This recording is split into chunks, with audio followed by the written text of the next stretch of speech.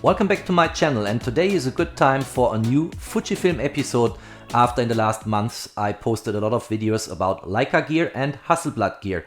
And this episode here will be special because for the very first time I'm showing on my channel the new Fuji GFX100 II, the new flagship camera in the Fuji lineup for medium format photography.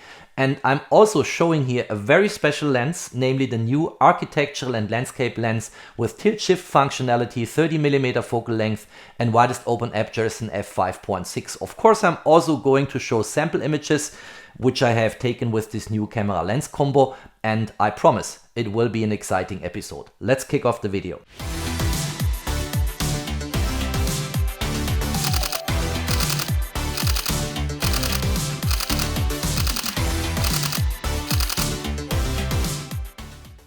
It's currently Saturday afternoon and it's rainy outside, foggy, not cozy. I'm not in the mood going outside, so I locked myself up here in the studio to provide some more content on medium format photography to my subscribers and to all warmly welcomed guests to my channel, of course. So let's have a look at design first. This is a huge voluminous lens, and I will talk in the next months a lot about the GFX100 II, because there's a lot to say about this new flagship camera in the medium format segment, which in my opinion is currently the best medium format camera you can have in the market. And of course, I will provide arguments in a subsequent video sometime later this year and hopefully convince you guys about the quality of that camera. Today it is all about this lens here. And if you look at that, you have a lot of mechanical elements to shift and tilt that lens, and it's a huge lens. But it's the lens currently in the most voluminous build out, and I want to show this first and start with this. First of all, we have here a very large lens cap, and that lens cap here has a filter thread. You might be able to see this here of 105mm. This is really huge, and I have not purchased yet a filter to protect the lens here, but that will come in the next weeks. And then I can use a UV filter, a protector, to actually make sure that my glass does not get damaged or scratched in any way. And now let's unmount here the lens hood.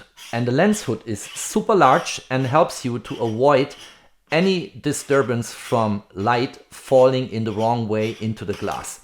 And you see this is huge, but if the lens hood is removed, the lens actually in its build out becomes smaller. And there is an adapter ring here, which I can also remove. Let me try to do this. Needed some force for that. And then the lens all of a sudden becomes smaller. And there is now in the package you get, if you purchase that lens, another ring here, which you can mount. And then the lens looks already much smaller. And there's also, in addition to the 105mm lens cap, a smaller lens cap, which now fits on the lens here.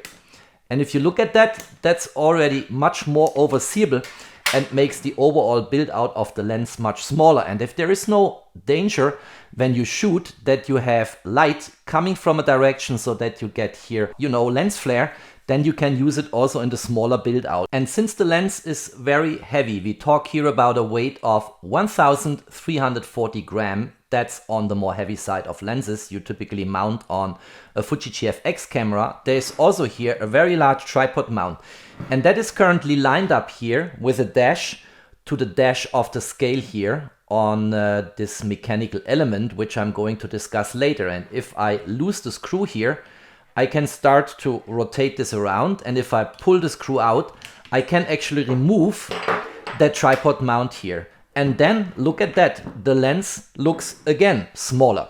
And this is now almost type of a lens size you have normally in the Fuji GF lineup, and it looks much less dramatic than when the large lens hood was mounted and this tripod mount here was mounted on the camera. This looks now much more overseeable, and I think is more in the range of what you would expect from a GFX setup in terms of camera lens combination. Let's talk a bit about specifications of the lens. I talked about the substantial weight already, 1,340 grams.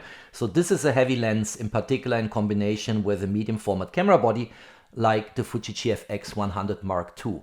We have a widest angle of view of 84.7 degrees. That's coming from the 30mm focal length, which is calculated for the medium format sensor we have in here. 44 times 33mm is the size of this medium format sensor.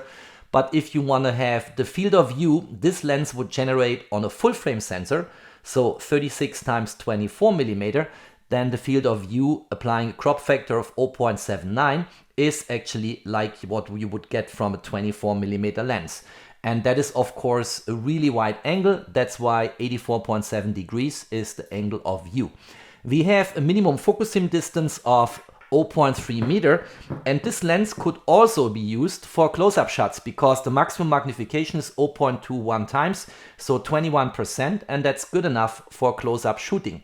We have a tilt functionality in both directions, left-hand side, right-hand side, up and down, what have you, of plus minus 8.5 degrees, and the shift range here on this shift lens is 15 millimeter in both directions, and the image circle of that lens, that's why the lens is so huge in terms of volume, is large enough to actually give you no vignetting in the corners if you shift to the maximum extent of 15 millimeter in both directions. And that's of course pretty much desired by every photographer who goes in architectural or landscape photography with a shift lens. We also have here a widest open aperture of f5.6 because typically you don't care so much about a shallow depth of field in architectural or landscape photography. You probably want to rather go for a very wide depth of field in order to have everything sharp and in focus. And the lens construction itself is also quite complex. We have all in 16 elements in 11 groups, including 3 aspherical elements, 1 super ED and 2 ED elements. So the construction of this lens is quite sophisticated, and that's why the price also comes in a corresponding range, because for this lens you have to pay about $4,000 if you want to purchase it from B&H in the US, which is typically my price reference when I talk about the price of a lens or a camera here on my channel. In terms of specifications of the lens, that's basically all I have to say here. The only additional point I want to make is first of all that if you look here, the aperture is now widest open at f5.6. No matter how much I turn the control wheel here for the aperture setting, nothing moves here in the display, but I can stop this lens down all the way to an f32. That's the most stop down aperture you can get on that camera here in combination with that lens. And the second point I want to make, it's a manual focus lens. So there's no autofocus. You see here, if I half press the shutter button, that little focus field here doesn't get green like it does when I have an autofocus lens mounted here. And you also see the focus peaking, and the moment in time I rotate the focus ring, the camera is configured in a way that I get focus peaking here and the magnification, so I can precisely focus with that lens. And that is of course appreciated. And that's basically all in terms of specifications. What I want to show now are the many mechanical elements you can use on that lens to actually shift and tilt the lens. Then I want to show you sample images about shifting horizons in order to get straight lines in architecture. I was taking this camera with me on vacation to Munich and shooting buildings in the city downtown. And then I also want to talk a bit about tilting and what you can do with it and how you can control your depth of field with a tilt functionality. So let's now go right into the mechanics of tilting and shifting that lens, rotating the lens, rotating the camera body. There is a lot to demonstrate here. Okay, let's quickly go through the mechanics of the lens. So for the shift functionality, there is here a lock knob. Currently it's locked, so if on the opposite side with the knob to control the shift, I want to shift, it's not working because it's locked. So I need to unlock this, and then I can shift here in vertical direction. As I said before, 15 millimeter in both directions. You see that. We'll later see the effect in a live shooting in the studio, and then also live images from a trip to Munich. So that's what you can do here. You can also rotate now the shift direction from vertical to horizontal. You just pull that lever here, and then you can rotate the camera back if you want to stay in landscape mode. And now I can shift in horizontal direction, as you can see here. It's pretty easy. Now it's shifting away from the filming camera. Now it's shifting towards the filming camera. The same 15 millimeter you have here at your disposal. And of course you can, if you go for a horizontal shift here, do nice panorama stitchings. And if you prefer to shoot them in portrait mode instead of landscape mode, you just rotate the camera like this. and then you get portrait orientation images and can stitch them later together to a nice panorama shot, which is going in terms of resolution, of course, significantly beyond the 100 megapixel you have natively on that GFX sensor here. Tilting works with this control knob here. So you see I can tilt in both directions by plus minus 8.5 degrees as mentioned before. And that is a horizontal tilt, which I will also later demonstrate in a live experiment in the studio here. What can you do actually to go now instead of a horizontal tilt to a vertical tilt? And if the camera is mounted in the large build out, as I mentioned it before, with the large lens hood on that adapter here and the tripod mount, you cannot use that lever here to actually rotate the tilt part of the lens by 90 degrees because it's fixed here in the tripod mount. So let's demonstrate what to do here. This lever cannot be used in order to rotate the tilt element of the lens, but I can lose the knob on the tripod mount adapter here. And now I can rotate the whole construction by 90 degrees, line up that little dash here again at 12 o'clock and then fix it again with the knob on the opposite side of the tripod mount adapter here. And now I can easily, as you see here, tilt in vertical direction, again of course 8.5 degrees in both directions, and that works like a charm. After rotating the tilt element of this lens here, we also see that some additional control elements are revealed here. And currently I can tilt, as I showed before, in vertical direction, but if I line this up to a tilt of 0, you see here a scale by the way, if I line this up to 0, I can lock the tilt because then it not accidentally will tilt, and I can also screw here this knob in and then I cannot accidentally move the tilt element in that lens, which is nice of course. Let's loosen the knob here for the tripod mount again and let's rotate this back. Let's align the dash here to 12 o'clock and let's fix it again. And now let's change basically the setup from the maximum build out to a build out without the tripod mount. Actually, I could leave this one and just remove the tripod mount and then mount the camera body directly on the tripod, and then you will see that this additional lever here is allowing me to rotate the tilt element so that I no longer have to loosen the screw here. In order to demonstrate this, I have now removed here the tripod mount adapter. This is no longer on the lens, and I've mounted the camera body directly on my tripod, and now I can use this lever here to actually rotate for the shift functionality and also for the tilt functionality. You see, this is the second rotation axis. So here's the first rotation axis, and then the tilt element rotates with the whole lens.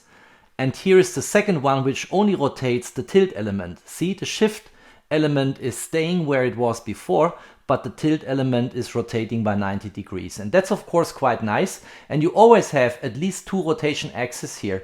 If you mount the camera directly on the tripod, it's with these two levers, but you lose the option to get the camera in portrait mode. And that's why I like to use actually the tripod mount adapter here, because then I can also rotate the camera body by 90 degrees to switch from landscape orientation to portrait orientation. And if you have mounted in this way, you have these two rotation axes here. If you have mounted it via the tripod mount adapter, then you can loosen the knob on the tripod mount adapter as I showed before and also get a second rotation axis. And that all in works very well. I think from a mechanical perspective, this lens is highly sophisticated. It's clearly one of the best tilt shift lenses I've ever had in my hands and shot. And when we later come to image quality, you will also see that the image quality, the sharpness, the rendering is absolutely amazing. And I really love working with that lens for architecture and landscape. Before we now experiment a little bit with tilting and shifting, I want to mention one more point. And you see here that it says S plus 0.0 millimeters and also a rotation at 0 degrees. And the fantastic property we have on that camera lens combination is that in the metadata you will find later by how much you have shifted and rotated. So let's quickly try this out. Let me go here and rotate the lens. And you see how this is updating here. And now it's at 90 degrees. You see how the rotation has updated. Let's rotate it back. Very nice. You see here how it's updated. And if I choose a different display representation, you might see this even better. If you look here, you have here the shift 0 millimeter. Rotation is currently at 6. So I also see this is not fully lined up in the way I wanted to have it. Now it's at 0. And if I shift now, let me just loosen the knob here, you will also get this in the metadata. Look at that, this is 0. Then I always see that it is really at the 0 point, and now I can shift here, plus 15 millimeter, and this will also end up in the metadata. And I can also shift it in the other direction. You see this is now at minus 15, and that's very nice that you have always in retrospective the full information what you shifted and by how much you rotated the lens. And of course, in tilting and shifting, you can also combine. So you can tilt and shift at the same time, and with this achieve very creative effects in your photography. Very nice, very well done, Fuji. This is clearly, as I said before, one of the best instruments for photographers in architecture and landscape you can currently have, in combination with the 100 megapixel native resolution of the sensor, and for still scenes where you don't have moving subjects, the pixel shift multi-shot option, which I will also show later in real life sample images. I have now mounted my Atomos Ninja 5 on top of my Fuji GFX camera body, and in this way I can live record what's going on here on the camera screen if I operate the mechanical elements for shifting, tilting and rotation on the lens. I also brought my usual two models here in front of the camera. On the left hand side you see my friend the Witcher, and on the right hand side you see my always patient photo model Yennefer, and they are both sharp and in focus. Let's have a look here. So here's the Witcher, you see, sharp and in focus, and here on his left hand side is Yennefer, from our perspective the right hand side, and also she is sharp and in focus. What you also see here at the bottom is that the two sockets which enable the Witcher and Yennefer standing straight on the table are not fully in the scene, and that can be corrected now by a vertical shift. So let's live record this. Let's go here, let's center them, and you see now they are fully visible in the scene. And I can actually go by 15 millimeter in both directions. You also see there is no vignetting going on, no dark corners. I can fully exploit the plus minus 15 millimeter, and I can also go to the top here and have the same effect. And that's the way I can use my shift functionality in vertical direction.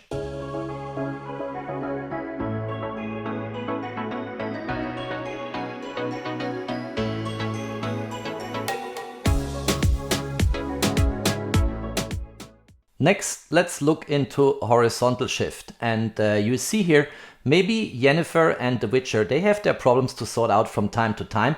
They don't want to stand as close at each other as they were standing before. So now we need a horizontal shift to actually get them both into the scene. And for this I can use the first rotation axis and rotate the lens in the way I demonstrated before when we looked into the mechanical elements. And now I can shift in horizontal direction. Let's live record this. Let's first here go and let's catch the Witcher. Now the Witcher is fully in scene. I still have plenty of space on the left hand side, and he's also fully in focus.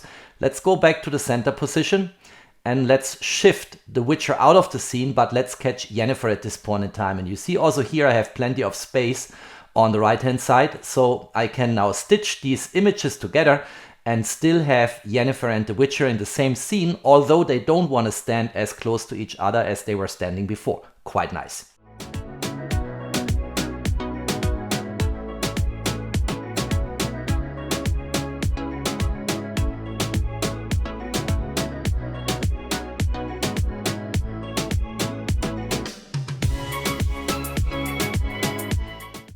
Explaining everything you might want to know about tilt functionality, and in particular about the mathematics going on in the background, which is related to the so-called Scheimpflug principle. I will post a link to Wikipedia down below in the info box so you can have a first primer about it. And there are also some good YouTube videos where people explain in detail how to use tilt functionality for your advantage and how to control the depth of field in a very directed way by the tilt functionality of these type of tilt shift lenses. Here I will only make one example of a horizontal tilt, and you will see immediately why this effect cannot be achieved without a tilt lens. Currently on the lens I have tilt at 0 and shift at 0, and I will now later tilt the lens plus minus 8.5 degrees in horizontal direction. And what I've done here is I've pointed my camera downwards to an older LFI channel. LFI stands for Leica Photography International. And you see here, widest open at f5.6. I have a very shallow depth of field indicated by the focus peaking band here. And currently the sensor plane the focal plane and the focus plane, don't mix them up, focal and focus plane, they are in parallel. What happens when I turn now the knob for tilting, the focus plane and the focal plane will no longer be in parallel to the sensor plane. And that achieves very interesting effects, which you will see now live here on the camera screen.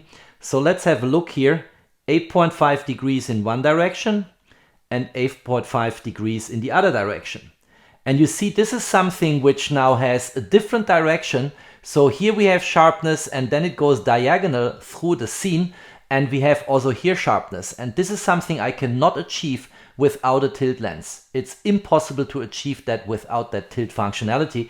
And that is something you can use for your advantage to, in a very dedicated way, make a certain part of a scene sharp and in focus and other parts of the scene blurry and not in focus. And as I said, everything else I should explain on tilting is going beyond the purpose of this video.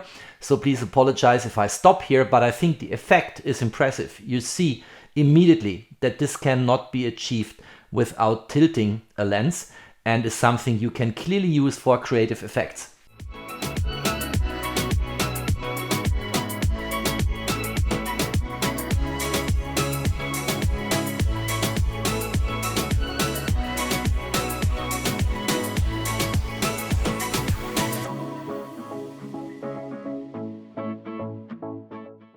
Okay, so let's go into sample images, and the first shot here, 30mm focal length on the Fuji GFX100 II, is the Opera in Munich. And you see, this is a very wide field of view here, but the Opera building is cut at the top. So in order to get everything into scene, I would have needed actually a wider angle than what I have on a 30mm here, but that can be fixed by a shift, of course, and I'm going to show that in a moment. But let's stay with this image for a moment and let's have a look how sharp this is.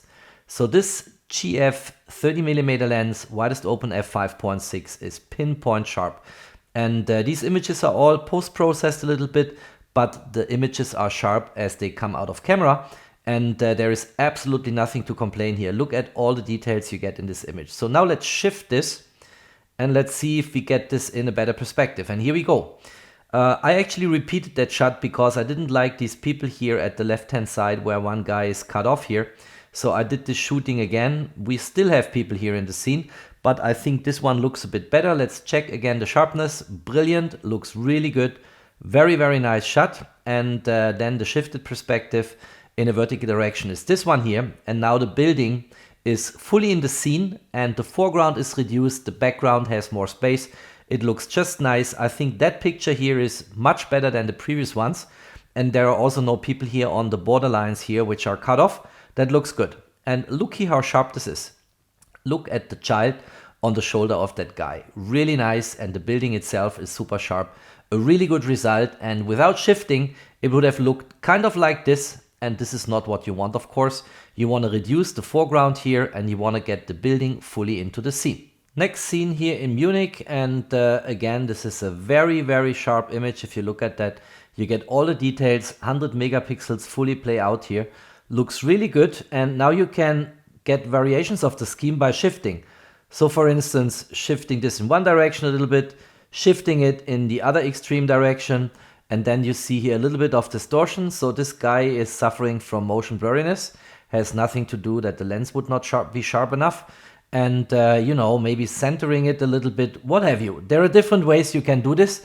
What's clear and what actually went through all the images here is a very high level of sharpness and level of detail. Here, another scene in Munich. And again, this is not what I like here because there is too much foreground. That's boring. Even with the paintings on the street here, there's also a car here looking a little bit into the scene. I don't like that. So let's shift the image.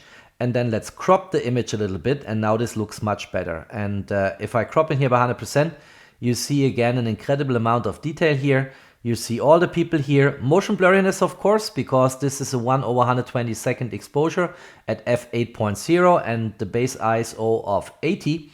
But, you know, nevertheless, you get a very nice picture here, which is pinpoint sharp. So that looks good. I like what I see here.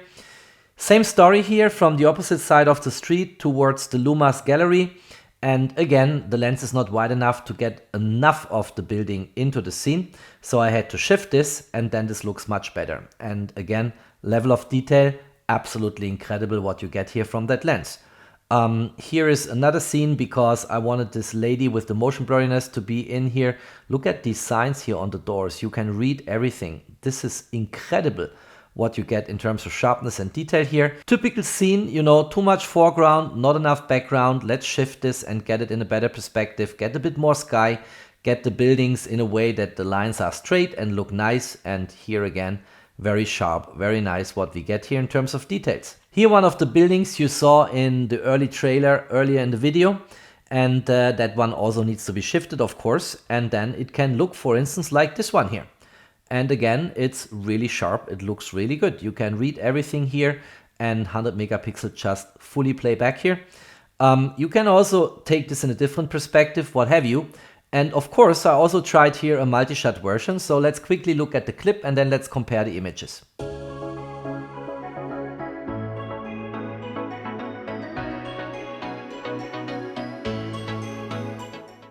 So here's how this looks like if you shift, and then, because this was kind of a still scene to some extent at least, that you use the pixel shift multi-shot option on the Fuji GFX100 II. And on the left hand side you have the 100 megapixel image, kind of a little bit of post-processing and cropping in or out is going on here.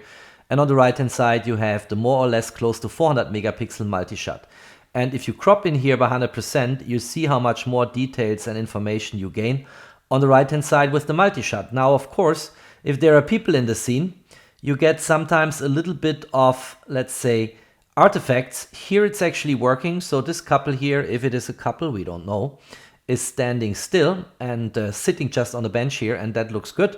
But here on the other side, I think we have a little bit of artifacts, because that woman here, which is sharp and crisp on the left hand side in the single shot, is a little bit of artifacted on the right hand side, because probably that person did move. But that's something I can live with. In general, if we look at the details, this is incredible what you get. If you compare here the details and you look into that, of course, 400 megapixel is a huge resolution. And whenever with that architectural lens, and you know, is also as good for landscape as I said before, whenever you shoot with that lens on the GFX cameras and you have the multi-shot option on it, you can easily go for 400 megapixel if there are no moving subjects in the scene. So that looks really nice, and I like a lot the result from that shot. Let's have a last look here at the roof. Let's have a look here. You see 400 megapixel clearly is plenty of more detail than what you get on 100 megapixel. Obvious. Here another scene, again too much foreground, and the rider on top of the horse is cut off at the top. So let's shift it, let's get this guy in perspective, and again, incredible what level of detail this lens is replicating towards the sensor. Looks really, really good. I like a lot that image. Let's move on. Here another scene, slightly differently post-processed, and a multi-shot. And again, I could show you how much more detail you get in the multi-shot option. Let's crop in here just one moment to 100%. Look at the horse. Let's do the same on the 400 megapixel image. And you see how much closer you get, how much more headroom you have for cropping in, and how much more details you get in that image. Very nice. The vertical shift is my most common application for this lens, because in the same way as we saw it before, here you have too much foreground, the building is not really set in scene, so let's shift it. And since this was a still scene, let's also go for a multi-shot with 400 megapixel. Again, if we compare here a little bit by cropping in at 100%, you see a lot of details in the native resolution shot, but you see even more details if you go into the 400 megapixel shot and crop in here. This needs to load, but now it's here. Look at the difference. This is the native resolution. This is the multi-shot with 400 megapixel. It's currently loading, but here it is. And you get plenty of more detail here, and that's really nice, of course, if resolution means something for you. Here you see how very nice this is going from the left-hand side to the right-hand side. Nice architectural shot here. Of course, you can also shift this one here and get a better proportion between the foreground and the background. That looks really good. As I said, when we looked into the mechanical elements of the lens, you can also use this easily for panorama stitching. Then we have more shots here. Again, shifting it makes this looking much better. Lots of details. I can continue for a long time here. And I thought actually I have included a panorama stitching, but it seems I have not. So apologies for that, because I think I mentioned that before. But I demonstrated how you can do this by horizontally shifting the lens and then clearly in a standard procedure stitching these images together in Lightroom. Alright, this is everything I wanted to say and show on this fantastic lens here in combination with the GFX100 II. And I like this combination so much, I would go as far as saying, if you're in landscape and architecture photography and you have not yet considered the Fuji GFX system, this is an opportunity. This lens is so good that it is good enough to justify to purchase the camera body for the lens and not the lens for the camera body, which is something I've rarely said on my channel, and I think I really mean it. This lens is so fantastic in terms of what you can do with it, shifting, tilting, rotating, what have you, and the sharpness, the image quality, everything you get out of it. And for landscape, the 24mm full frame equivalent field of view, 30mm on this 44x33mm sensor is just giving you the perfect perspective for everything you want to do in architecture, landscape, panorama stitching, what have you. So full recommendation from my side. This lens is worthwhile to purchase a camera body for the lens and not vice versa. If you liked that video, don't forget to drop me your thumbs up. Stay tuned on my channel, there's always more to come. Thanks for watching, stay safe and healthy, and of course, peace out.